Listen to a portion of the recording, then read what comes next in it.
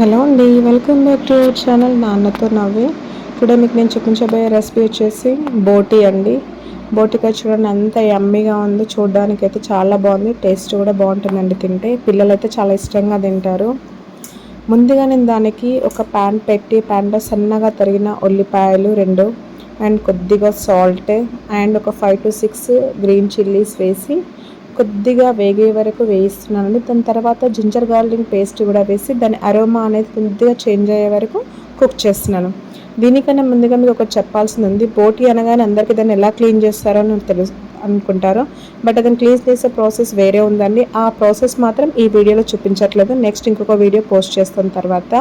But already నేను నీట్గా white కలర్లో మీకు ఆల్రెడీ ముందే చూపించాను ఒక ఫోటో అనేది, క్లీన్గా ఎలా వైట్గా ఉందో.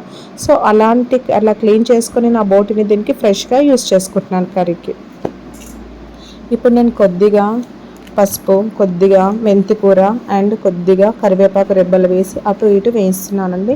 అవి కొద్దిగా వేగిన తర్వాత ముందుగానే నేను క్లీన్ చేసుకున్న బోటీ పీసెస్ వేసి క్లీన్గా మళ్ళీ ఇంకొకసారి అటు ఇటు స్పూన్తో కలపాలండి.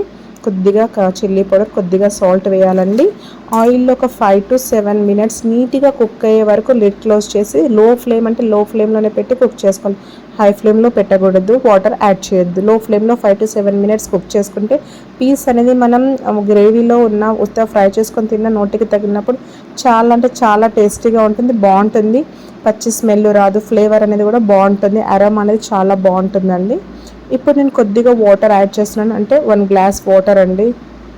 మామూలుగా మీరు వాటర్ తాగే గ్లాస్ ఉంటుంది చూడండి, అలాంటి గ్లాస్ వాటర్ అండి. మీరు తీసుకునే కర్రీ వెయిట్ బట్టి వాటర్ యాడ్ చేసుకోవాలి. ఇప్పుడు దీన్ని ఒక 3 to 4 విజిల్స్ వచ్చే వరకు కుక్ చేసుకుంటున్నాను. సో కుక్ చేసిన తర్వాత మళ్ళీ సాల్ట్ మనం చెక్ చేసుకుని కొద్దిగా సాల్ట్ వేసుకోవాలండి.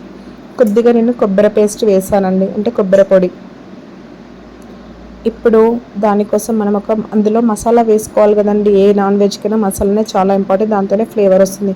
దాన్ని ప్రిపేర్ చేసుకోవడానికి ఒక ప్యాన్ పెట్టి ప్యాన్లో 2 స్పూన్లు ధనియాలు, 1 స్పూన్ మిరియాలు, 1 స్పూన్ సాజీరా, 3 ఇలాచీలు, 3 లవంగాలు, ఒక బిర్యానీ లీఫ్ చిన్న చిన్నగా కట్ చేసి దాన్ని రోస్ట్ చేసి కొద్దిగా అటు ఇటు రోస్ట్ అయ్యే వరకు, మరీ మాడే వరకు కాదండి, కొద్దిగా రోస్ట్ చేసి మిక్సర్ గ్రైండర్లోకి తీసుకొని నీట్గా చక్కగా మిక్స్ చేసి ఆ ఫైన్ పౌడర్ని నేను ఇప్పుడు కర్రీలో యాడ్ చేసుకుంటాను. కొద్దిగా కాజు పేస్ట్ అండి ఇప్పుడు పోసేది నేను. కాజు పేస్ట్ అంటే ముందుగానే 10 కాజుని తీసుకొని వాటర్లో నానబెట్టి అదే వాటర్తో దాన్ని మిక్సర్ గ్రైండర్లో మిక్స్ చేసి ఇప్పుడు వేసానండి. చాలా అంటే చాలా ఫ్లేవర్ వస్తుంది కాజుతోని ప్లస్ ఈ మసాలాతోని ఈ కర్రీకి. చూడండి ఇప్పుడు ఆ కొద్దిగా 1 స్పూన్ ఆ మసాలా పౌడర్ కూడా వేసేసుకోవాలండి మనం. ఇదేం లేదండి, నెక్స్ట్ చూపించే బౌల్ ఏదైతే నేను కొబ్బరి పేస్ట్ చేశానో అందులో కొన్ని వాటర్ ఉంటే ఈ బౌల్లోకి కడిగి వేసుకొని వేసేస్తున్నానండి. చక్కగా దీన్ని కుక్ చేసుకోవాలి ఒక 5 minutes లో ఫ్లేమ్లో ఆర్ మీడియం ఫ్లేమ్లో కుక్ చేసుకోవాలండి.